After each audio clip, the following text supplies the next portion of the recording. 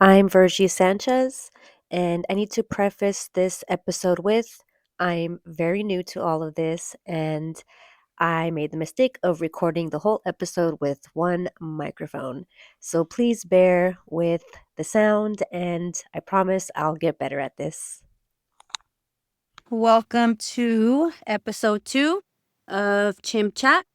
I am here with my super homie, Aaron, Hi, it's Aaron. and he is in the band Foglamp, which you guys hear at the beginning and the end of each episode. And today's episode, we're going to focus more on music, and I wanted to talk about most influential bands, punk bands, but also just bands in general. And for me, there's so many. What are the most influential punk bands for you? For me, Clash is number one. Hell yeah. But that's just because my mom had us when she was very young, and she was super with it with music. And I still own her Combat Rock, the original album, to this day. Hell It's yeah. super scratched up, but it still plays. So definitely that. And I also remember being young and watching Rock the Casbah, that video, Yeah. when it came out on MTV. But that's number one. And I know there's quite a few, but and then as I got older, started discovering music on my own. So was the Clash the first punk band that you heard like when you were a kid? Yeah. With your mom and stuff? Yeah, definitely. Yeah. Cool. And so got exposed to that super young. And as I got older and listening to music on my own or friends in high school and start sharing music with each other. And I remember, our first like punk shows and stuff. We went to go see AFI. Me and my cousins, we staged like 5 different times. What about any bands for you? First band, I guess, that you remember hearing that you... I think for me, it's hard to remember. I think my Yeah, it starts to blend, introduction. huh? Yeah, I think like my introduction to like punk was the Tony Hawk's Pro Skater Oh, soundtrack. yeah. Oh, that's such a good Yeah. one. That's such a good But- soundtrack. Around the same time, I got a Green Day CD. Yeah, I was just thinking that. I remember buying the cassette tapes because, like, back then we Yeah, had cassette totally, tapes. totally. Yeah, yeah. That was one of my first cassette tapes. Was that? And Rancid was definitely up there for us. And then we started getting more into bands from like the UK, like Subhumans and Cockspar, and like those bands. Just like Subhumans is probably my favorite. I think other band from, well, I guess Okay. the Clash are from England too. I think bands with the message in general really stick with me. I like when they have something good to say. Fuck the government, all that. I probably should have taken the time to written some of these bands down because this is just on the top, at the top of my head. You're good. Yeah. Yeah, it's hard for me. I don't know. I'll try to think of what the most like influential Yeah. bands were. I started my first band in 8th grade. That's fucking cool. Yeah. And Mac was in the band for a little while. Oh, really? Shout out to Like, homie Mac. A year later or something. And we were called the Mutineers. Yeah, I guess it's really more when you go to shows is when you get more exposed to other bands and stuff. Oh, Ignite was like a big one. Me and my sister go hard for Ignite. Well, three of us heard them. Going to shows was so fun back in the day. So Totally. fun. Totally. Can't do that. I don't want to say we can't do that shit now because we saw Subhumans last year and I made Lizzie go in the pit with me. I was like, fuck that, we're going. Yeah, I went into the pit like maybe a week. I think it was 2 weeks ago. What band? One of my housemates' bands. Okay. He's at work right now, but he's in this band called The Losers, Okay. and like 80s hardcore punk stuff. I like that. And I probably moshed for 30 seconds and then I was out of breath. Yeah, that's feet about hurt, it. yeah. Just a couple of minutes, then you gotta take a break. Oh, that's funny. Yeah, and I always fall every time I try to mosh. Gotta be careful. Yes. Like 70s, I guess 80s punk Uh-huh. but it's one of my top favorite genres of all time. Yeah, we were lucky to be exposed to it at such a young age and having the coolest mom who listened to everything. I remember being like in 8th grade, and when The Offspring came out and she had brought the cassette tape home. She goes, "Here, girls, have listened to this," and we're like, "Oh my god, this is so cool!" It was a smash. The album Smash. When that came out, we were just like, "Dude, hell yeah!" And then we started doing a deep dive into earlier stuff, like their first album, Self-Titled, and then Ignition. Those albums. If you don't know, I highly recommend you listen to those because those albums are so And good. they make really good hot sauce now. Shut up, do they? Yeah, I think that guy, what's his name, like Dexter or something? Yeah, Dexter. I think that Gringo Bandito hot sauce is his hot Oh sauce. my I could be god. wrong, but Yeah, I'll look into that. That's cool. not as good as Casa Sanchez sauce. Oh, shout out Gus Sanchez. Yeah, Yeah, so what's your favorite, if you have like favorite genres of music or punk? it's the most influential like things about punk and punk adjacent stuff. I don't know, like my current band's like we have synthesizers, so we're trying to be like informed by early punk and goth bands that had synthesizers like Yeah. Killing Joke and the Units and Chrome. I love you guys. Sorry, go ahead. No, I was just gonna say Foglamp puts on fantastic show every single time. So if anybody gets a chance, and at the end of this podcast, we'll let you know when their next shows are upcoming. But yeah, they're fun, great band to see. Love it. And the music is fucking awesome. So Thank you. cop a CD or listen to them on Spotify or Yeah, and we should have.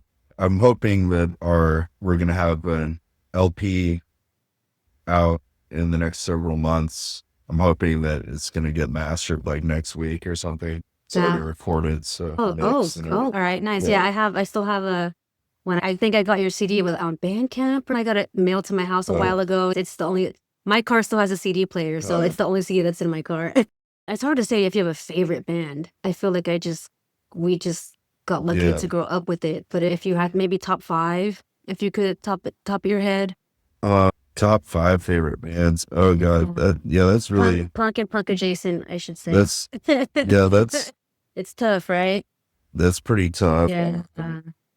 Or just shut some bands out so people that don't be knowing, they can know. Some bands for you guys to listen to and check out if you want to go into the world of punk rock. I've been listening to this kind of garage punk album that came out 10 years ago a lot. The album's called High, and it's by an Australian band called Royal Headache. I'll check that out. They got some really great vocal melodies and tones, and the subject matter fairly interesting, like bringing it back to the Ramones or something. They got a song about electroshock therapy. I don't know. The Ramones too. Yeah, they're up there. I remember my aunt went to go take me and my sister and our other twin cousins to go see them at Lollapalooza. I don't know what year, 96 maybe. It was long ago, but that was a good show. Shout out to my Thea Mars for always taking all of us girls to go see bands. I don't know why I never really got into, I don't want to say I didn't get into them, but I wasn't really exposed to bands or punk bands with female punk. Like, I don't really know. I know there's so many like Bikini Kill and stuff like that. I don't really know. Do you remember what year your first punk show was? The year, I'm really bad with year. I could tell you what grade I was in. I guess we were going into freshman year. That's when we went to go see AFI at the Chocadero in the city. Hell yeah. We saw Ignite at the Pound. These locations don't exist anymore in the city. There are shows at what used to be at the Pound. Now it's called the New Farm. Oh, really? Yeah. I'll have to look into that. One of the shows, I think. Pretty infrequent, maybe. I don't know. I think they have like jazz shows there now too. And they have That's cool though. They're like growing plants and stuff. It's like a farm. Did you ever hear of the farm where it was next to the Potrero skate park? I see it. Oh, I see it when I drive by, or I've seen it, but I've never really went there. The skate park I've been to, but the little farm that's there? Yeah, I don't know I don't know. I just know that one of those like warehouse looking buildings behind the skate park. Because I see it looks like a community garden or something is over there. Oh yeah. Yeah.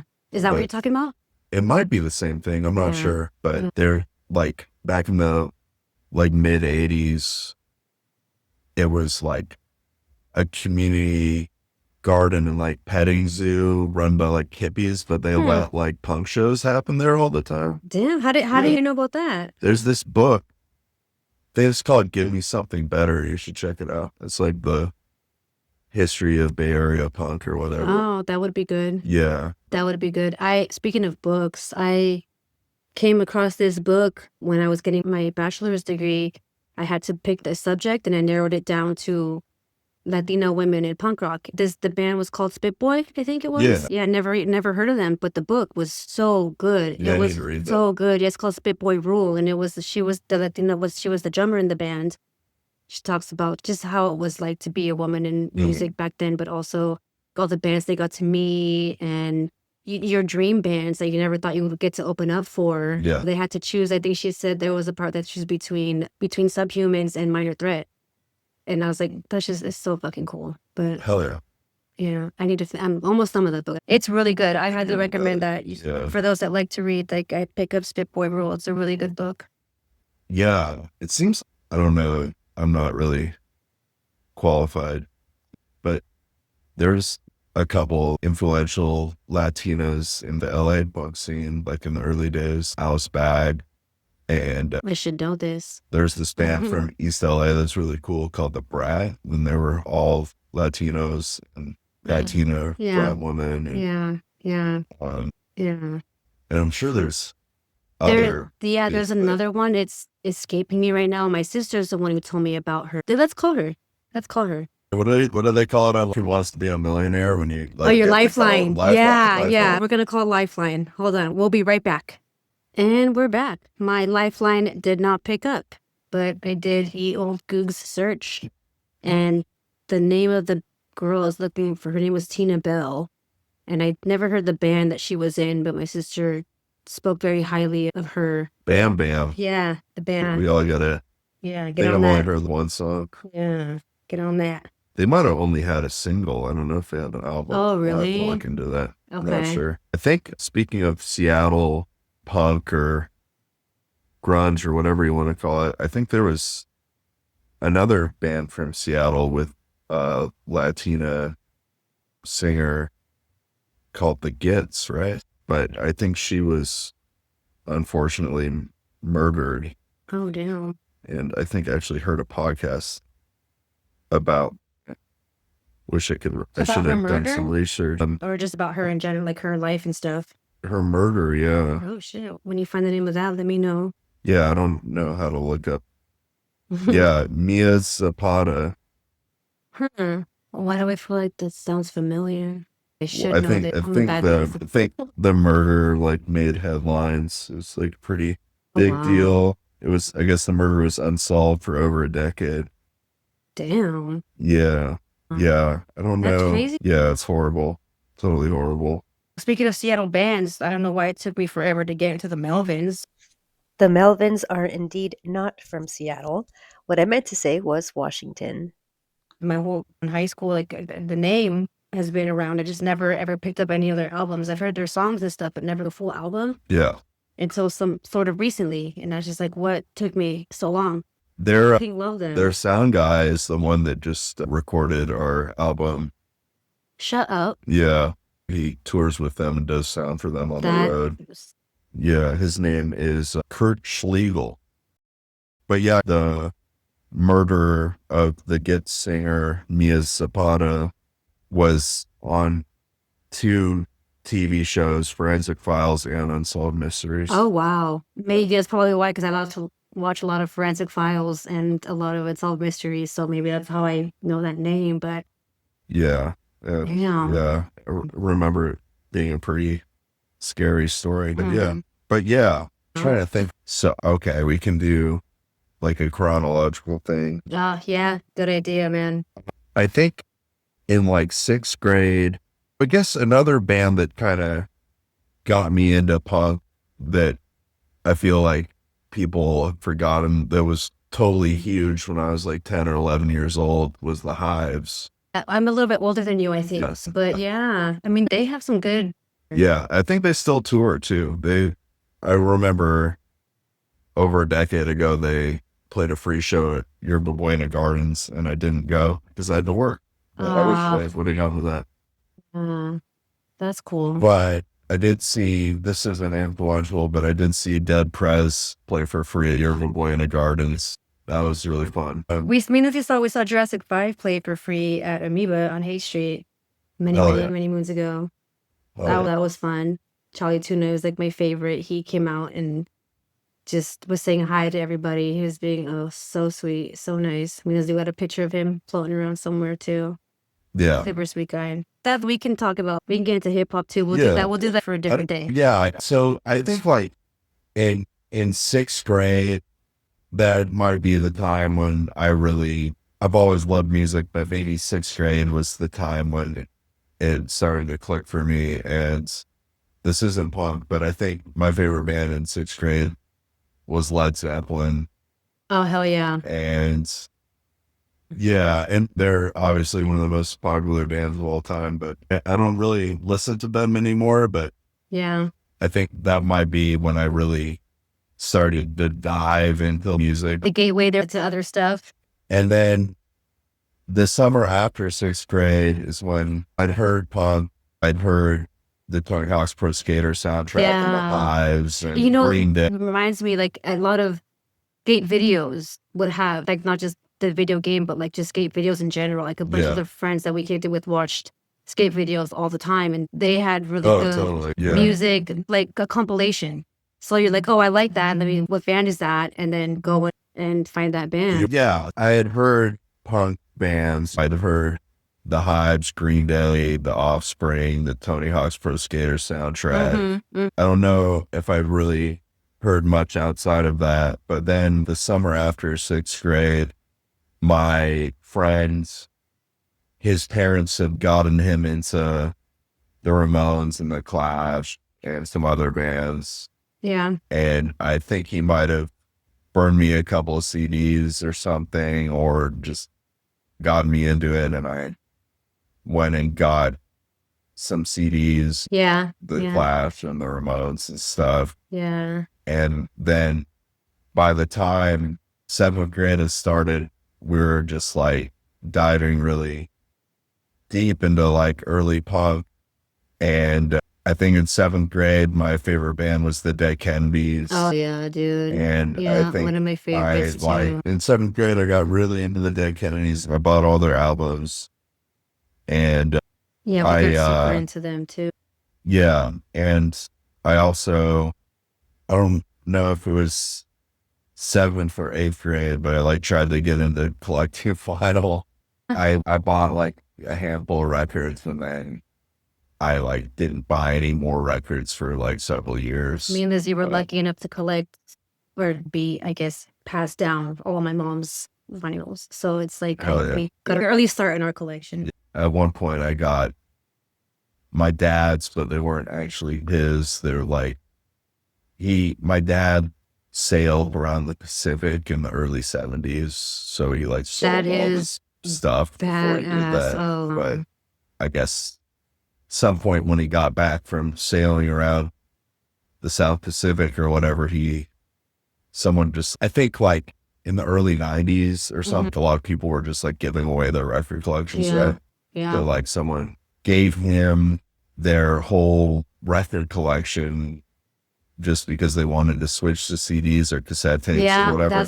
That was what was happening. Yeah. But there was some cool stuff from there. I got to hear at an early age. I don't know. I don't think it really clicked with me, but there was like Before and After Science by Brian Eno, which still doesn't really, I loved the first 2 Brian Eno albums, but that one's really clicked with me. And then there's like that Can album that has like a can of okra on the cover or whatever. I don't know. Like German, German record. And there was all kinds of stuff. So that was interesting. But yeah, in 7th grade, this girl whose parents were punks made me a mixtape that had some stuff on it that most 7th graders probably hadn't. What was on there? I don't know, like Deviation of Circle Jerks and stuff like that. Mixtapes for the best. And or the CDs, that's what I call punk. Those were a big. Oh, I don't think I ever have them. Really? Yeah. That's what I call punk volume. Here, I was actually thinking of Punkorama. Those were the CDs with the compilations. I have no idea where I got That's What I Call Punk. I don't even know if that's a thing. When we transitioned from cassettes to CDs, I remember getting a bunch of those too. Hell yeah. Yeah, I definitely had some compilation CDs. I'm not remembering what they were, but Love it. yeah, I think in 7th grade, maybe either 7th grade or 8th grade, I also got into Minor Threat. Oh, dude. And that was easy because there's just the one CD that had all their songs on it. And I started like claiming straight edge. And that's hilarious. Because that's the influence that they had though. Yeah. And we would put the X's on our hands even though we weren't straight edge, but we just did that to symbolize it just because we were so just loved everything about Minor Threat. Oh, that's so funny that you said that. Yeah. And then I also got the CD that has all the early Discord records on it. It's called The Year in 7 Inches. And that was pretty cool. But yeah, I don't know. So that was like 7th or 8th grade, and feel like that kept me from drinking and experimenting with drugs and shit until I was like 17 or something. Yeah, I think it's safe to say that punk rock kind of saved a lot of people. At least got me through high school, the shitty years in life. And I don't remember if I got damaged by Black Flag in 7th or 8th grade, but it was like my favorite album Very cool. for a while. And didn't get into them until later years. I think my introduction, I was wrong. My introduction to them was their live album from 1984, Live 84, which I think was recorded in San Francisco. I think maybe we went to the record store and my friend bought the first 4 years, which is like the compilation of all the early Black Flag EPs. And then I was like, I should buy a different Black Flag album. So I bought their live album, and which is a weird introduction because that was the point where they started slowing down and getting like heavier. So that's 8th grade. And then 9th grade, Black Flag is probably still my favorite band. Yeah. But our band was covering like Gigi Allen and I'll exploit it. We got super into them too. My friends had Kazaa. You remember that? It's like a file sharing, kind of like LimeWire or something. Okay. Yeah. No, I haven't heard of that one. They were like hearing all of this like early 80s hardcore punk shit through file sharing, and they would burn me CDs of it and stuff. I don't think my computer probably wasn't fast enough for the file share and stuff. But yeah, like that band that I did for a couple years between the time I was 13 and the time I was 15 or something. And Mac was in it for a while, and like he played a show with us. We were really into this band called Leftover Crack. We managed to like we managed to like get the promoter to let us open for them. Or some of us were 14, some of us were 15, yeah. Wow, my God, that is so cool. That is, man. Yeah, and so that was like a really big deal for us. And the other show I remember is we played a couple other shows, just like a handful. And one, it was during the Bush years. So like this other high school had a peace club that was like protesting the war. Okay. And somehow our friend got us to play their show. Their peace club organized the concert. Yeah. And this is high school? It was at the Santa Cruz Vets Hall. Yeah. And I don't remember it very well, but apparently like I was all in this punk rock shit. So I thought I was like an anarchist or something. Oh, we all did, man. Yeah. We all did. Yeah, we were all about that shit, man. I like printed out some like speech that President Roosevelt or something wrote about like anarchy being horrible, or I don't know, something like that. I don't remember exactly. This is what my friend reminded me of like recently. And apparently I read the speech like into the mic on stage, and then I like burned it. Damn. And then 2 minutes later, our guitarist bit into an aluminum can of soda or something and started bleeding everywhere and started flipping everyone off. Oh, And so they turned off the PA. oh man, they shut you guys kicked us down. off the stage. Oh man. Yeah. Oh, and this was like 8th grade or freshman? You guys were. This was, yeah, probably like freshman year. Oh wow. Yeah, that was pretty wild. All right. And so that was my first band. And what else? Oh, with the Dead Kennedys thing, some guy that worked on a Dead Kennedys album called Frankenchrist, he like had a whole studio in the Santa Cruz Mountains. I can't remember his name. I wish I could remember his name. But his kids were like friends with our guitarist or something, so he let us record a demo in his home studio for free. And then we played like the high school battle of the bands like a year later or something. Very and cool. And we won, and the prize was free recording time at a studio. Oh wow. And it was the studio called Mars, which is in Aptos. And that's where one of my favorite Santa Cruz bands, Blast, recorded their records. Okay. And we used like the same like bass rig that they used. So that was pretty sick. Yeah. But so that band broke up when I was 15, I think. And then I jammed people. I think people in your lives and people that show you like music or new music or whatever are super important. Yeah. To keep in your lives. And when you think back on it, it's just good times because you share good music with each other, whether you keep in touch now or not. But yeah. It's not also just about the music you're listening to. It's about who you were listening to it with at the time. I think also is what totally make them more influential. Yeah. Yeah. Sorry to cut you off. No, you're good.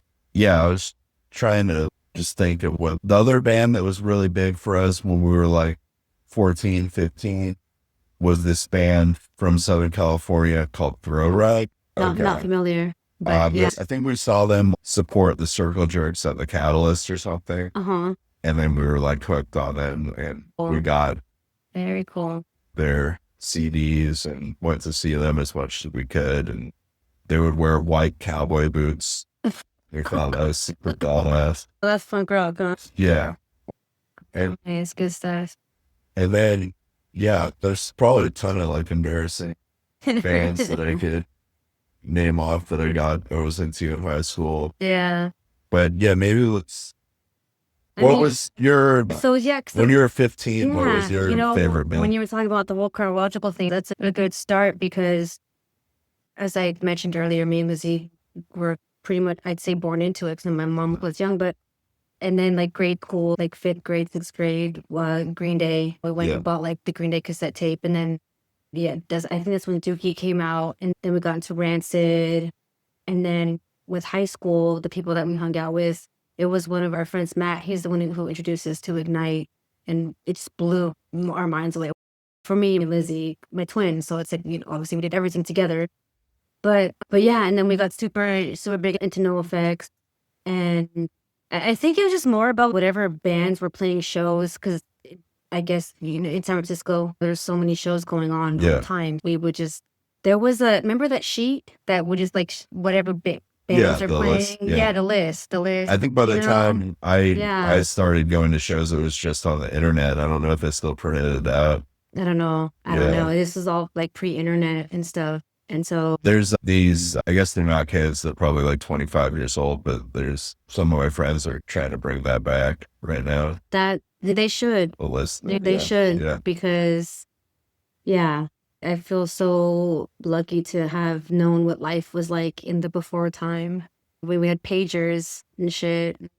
So high school, and then my mom, we stayed here, but my mom had moved to the East Bay, but we would go back and forth, visit her, and then come here, and then so we bounced around to many different high schools. So we got to meet a lot of different people. When we would switch schools, then we would meet new people, new friends, and then we would show them those bands. And I'm trying to think, I think like back then when we went to high school in San Bruno for a little bit, I feel like punk wasn't really, it was all about 90s shit. It was Metallica, I think the Black Album had come out. People are super into classic rock still, and we and Lizzie were super influenced by my dad. Lizzie, my sister, remembers writing a paper, I think, about a Scorpions song. So we were super into stuff like that from my dad. But yeah, so back to high school in San Bruno, people listen to Metallica, Led Zeppelin, things like that. And I feel like I want to sound, I don't know, pretentious or whatever, but I feel like we brought punk rock to them. And so that was cool. So we would go to shows together. Yeah. And then we would just listen to the same stuff, go to the same shows. Later, years later, me and my sister went to some show in Sacramento. There was this band playing. We never heard of them. They were called Another Damn Disappointment, ADD. Yeah. But that show was so good that it made us feel like we were in high school again, and it made us fall in love with punk rock again. We would revisit bands that we stopped listening to because we're not in high school anymore. And when they were done, they did a cover song of Anything by Jamarama. And that, it's like, oh my God, because that's already like, super punk in itself. Do you know that song? Yes, you do. Probably do. Yes, you do. How does it go? I'm a really bad singer, but if you've seen the Freddy Krueger movie, The Nightmare on Elm Street, it's in that. The first one? No, not the first one. Oh God, it's the second one. So the movie was Nightmare on Elm Street 4, Dream Master, and I should have known that. I'm very much ashamed of myself for that. But yeah, when they played that song, we grabbed each other, I think, and we just ran to the front, and we were just like, this is so cool. And like at the end, the lead singer was walking around, and we told him, we were like, dude, man, I don't know how we never, it's like the time of Offspring and AFI and bands like that. Yeah. So I don't know how they fell off our radar, but they did. And so we were talking to the lead singer for a little bit, and we told him that we're like, wow, we never heard of your band, but it's just really bringing us back and making us realize how much we missed and love punk rock so much. He was super humble. He gave us like a couple of stickers or something. All right. But yeah, listen to ADD. They're pretty fucking cool.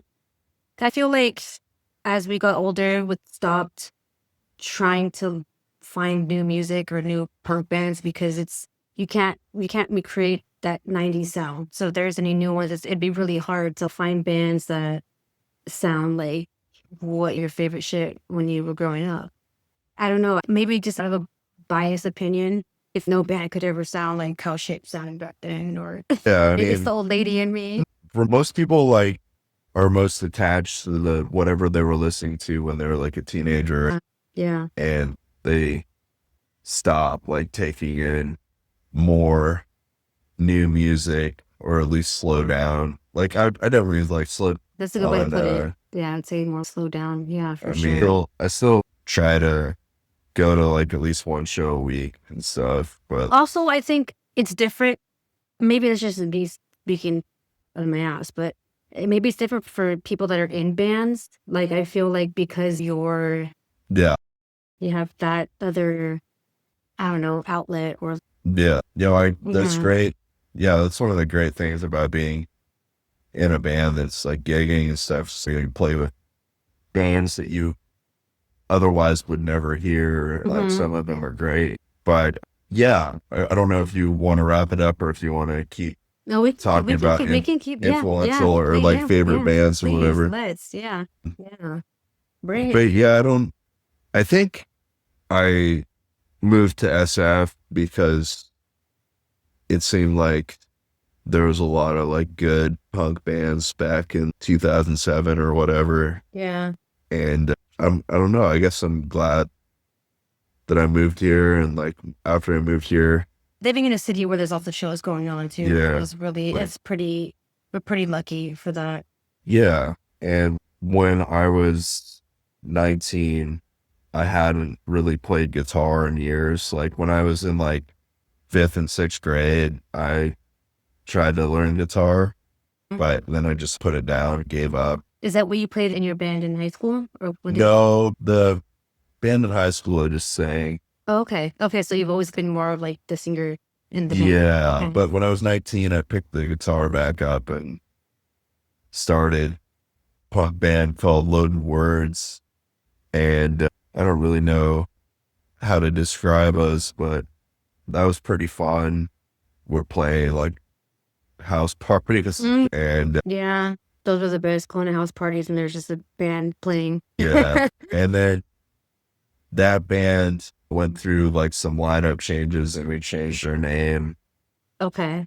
Changed our name to Missing Person because I thought it would look badass if it was like a missing person flyer on a Yeah. telephone pole. Or like the milk cartons or Yeah, whatever. yeah, but I was pretty stupid. And Yeah. and there was already this one-hit wonder band in the 80s called Missing Persons. Yeah, And I didn't realize that they were like a really popular band. I thought you were So- kind of going for like the Lone Ranger thing. I love that movie, yeah. Sorry. No, you're good. Yeah, Airheads is great. Dude, Airheads is such a good movie. But you realize that song that they play in the movie, that's an old Reagan Youth song. And I did not Okay. realize that. No. It's off the first No. Reagan Youth record. All right. But I don't, yeah, someone was working on the movie, must have been like, hey, go play this song, or I don't know. But It's been a minute. yeah, but yeah, so that we changed our name to Missing Person. And because we were going to try to do like a 2-piece or something, or maybe a 3-piece, like most bands of 4 people look cool and fly. I don't know. I had this idea in my head. It was pretty I see. stupid. But, I see where you're going with this. yeah, so Right that before, yeah. the band before that did a Northwest tour, and I think we only played 2 shows. I had a really hard time booking tours when I was younger. Was this also, you couldn't just look online and find No, shit, that's or were what I you- was trying to do, like Oh, looking okay. online, but I feel like back then you really needed like someone else who'd gone on tour a couple months before to give you all their contacts. Mm. I guess I wasn't good enough at networking to make that work. But yeah, I had gone on like one like mini tour, but this Missing Person band decided to do a couple of short tours. And one of the stories is on one of the tours we played Tijuana, and You went to Mexico? Yeah. Oh, shit. Okay. and Tight. yeah, it was this punk bar in Tijuana called Tigre, What? and probably isn't there anymore. I don't know. Oh, It was man. badass. That's so cool. And they had all these old like Tijuana punk flyers. That is so cool. And Did you keep flyers from like all the shows that you did? I wish. I'm really bad Yeah. at archiving. Yeah. But it was great. I had like best torta I've ever had in my life. Oh, dude, like, the food chili does relleno not torta or something. compare. As simple as it's the taco, man. Or even down to the fucking tortillas. Oh my god, my mouth is watering just thinking about it. But I guess I should have had a surge protector for my amp or something. Electricity was wonky in the punk bar, and it blew up my guitar. Oh no! And yeah, Oh my god! so that was like Holy shit! a little ordeal. And then on that same tour, we played at a punk house in Flagstaff, Arizona. Okay. And they didn't have heat in the house. Like maybe some of them might have had space heaters like in the bedrooms or something, but there was no like central heat or anything. And it was below freezing. It was snowing. And Oh hell no! so it was like my guitar kept going out of tune. And Yeah. that night we like slept on the floor with no heat. God, did you have like blankets? We had or- like sleeping bags and shit. But Oh, that's terrible. no, it wasn't that bad. The band from Flagstaff was really good. Okay. They're called Custody Battle. Okay. And I thought it was interesting that like a lot of the punk kids that came to the show there drove from the Navajo reservation. Just to come go to the show. Yeah, That's I thought that cool. was That's pretty really cool. cool. Yeah, yeah, for sure. yeah. Punk brings people together. folks. Yeah. And one of the other tour stories from our other tour, we were playing in Vancouver, Canada, and then like, How old were you? When was this recently? Or is it no, this is over a decade ago. Yeah. I think it was 22. Wow. Okay. But like That's fun. these people told us to go on this hike, like down near the Canadian American border. I can't remember what the park was called. There was quicksand, and there was like a sign. Like real legit. Yeah. And That's really stupid. That shit's real? yeah, I can't remember what the sign said, but it was like, don't walk here. There was a warning. sign posted. And I was like, I wanted to go swimming, and the water was on the other side of the quicksand. And instead of just my bandmates like walk down the path and around to get to the water, I just went straight into the quicksand. And luckily, it was only like waist deep. Oh, what, did you get stuck? Yeah, it was so hard to get out of that shit. And there was a bunch of dead crabs in the quicksand, and they were like scraping my legs, and it was pretty horrible. And, yeah, my mind right now, dude. Yeah. Oh my god. But it was only like waist deep, so I like got out of it. Like I had to like just. Friends come and try to help you? Did they? I think they saw that I was only like waist deep. What if it was though? Yeah, what if you had kept going? I would have been fucked. You would have been fucking. Yeah. Dude.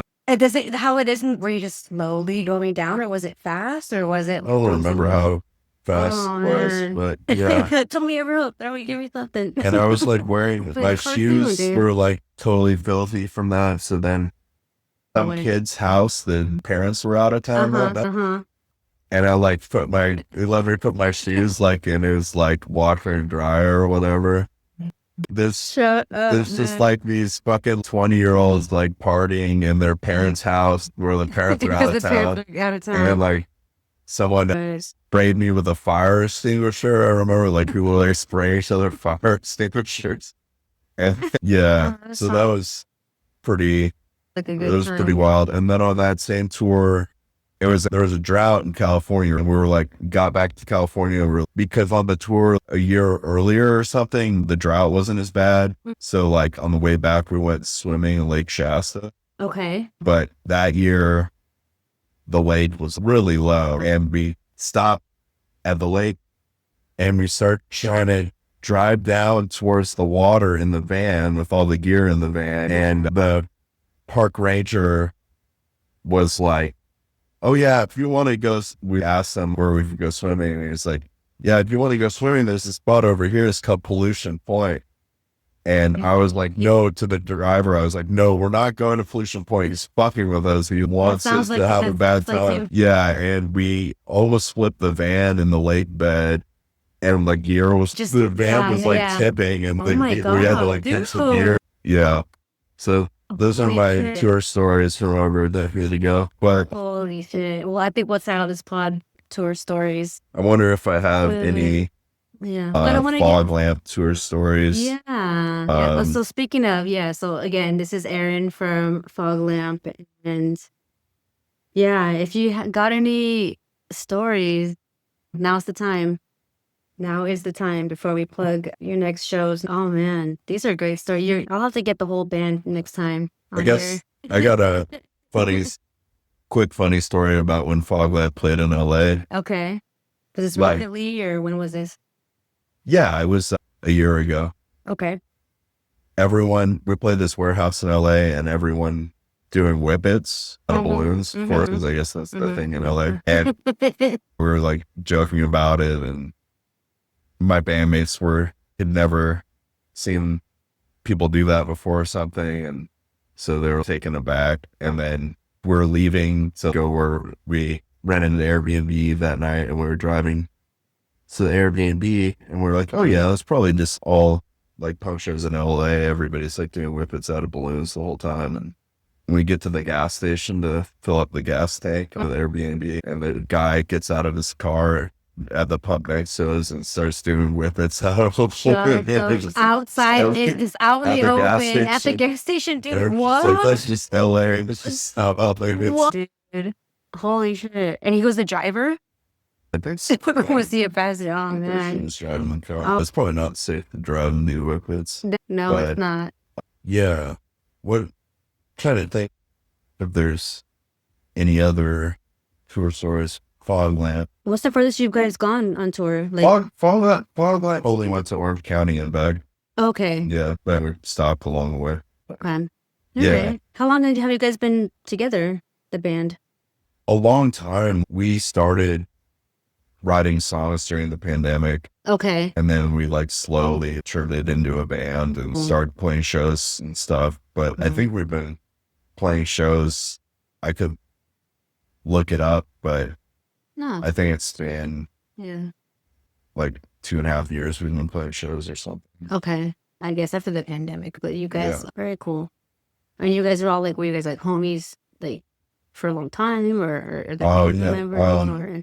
So the guitarist Adam and I, we were dating these two women that were best friends. So we met through them. Okay. Yeah, Okay. but neither of us are dating anymore, so dating them anymore. But yeah, and then it's weird. We started like writing songs like right after Adam broke up with that woman. But yeah, and Leslie, the keyboard player, I met him at the lodge. Yeah. He Really was cool, really hearing cool bar us, in like, Oakland, yeah. Yeah, he was hearing us Wow. talk about how we needed more people in his band. He just like chimed in and All right. started the All band. right. Yeah. Just asserted himself. Yeah. Sweet. How it should be. Yeah. And our new drummer, Rachel, they played in another band that we played our first show with. And like that night after the show, we were still like drinking, and they were like, "You guys ever need a drummer, let me know." And then 2 years later, we let her know that we needed a drummer. Are you in other bands too, or is this just, are there other side projects? No, I'm just doing that. Okay. My bandmates all have side projects and stuff, but Okay. Very cool. yeah. Yeah. All right. We're going to wrap up for now, but to be continued. I like where this was going towards the end with the tour stories. Yeah. Okay. Foglamp, their next show is going to be Tuesday. Is this the next one? Next one? Tuesday, April 22nd at the Knockout in San Francisco. The doors are open at 8. I'm going to actually, if it's okay, I'm going to post this picture to the page. Yeah. Great. And yeah, I probably should have said this. I don't know if I said it earlier, but this podcast, it's just audio, no video today because I couldn't get my shit together. But yeah, I look forward to another session with you and hopefully the other people from Foglamp. It'd be actually really cool if we could somehow get some sort of setup. Or maybe I'll just bring my stuff and film one of your guys' next. I don't know if I'll be able to make this because it's hard to go during the week, but like a short video of the band itself. Yeah. But yeah, all right. So thanks guys for sticking around for episode 2 of Chimp Chat. For this episode is mostly about music, and I look forward to more of these.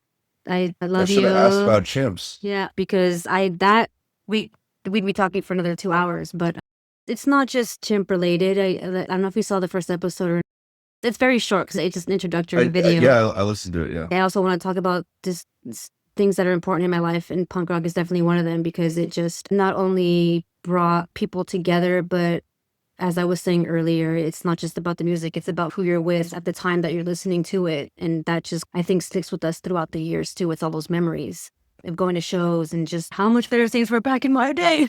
But all right, we will leave it at that. Thank you so much. Thank you, Aaron. Thank you. Bye.